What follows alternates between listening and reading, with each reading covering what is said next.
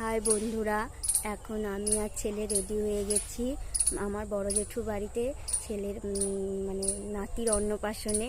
কালকে অন্নপ্রাশন মুখে ভাত হবে, আজকে তাই বিকেলে এসছে মদন চাঁদ। সকালে হয়েছিল কার্তিক পুজো, নারায়ণ পুজো, এবার মদন চাঁদ আসছে, তাই মেয়ে আর আমার মা গেছে আনতে।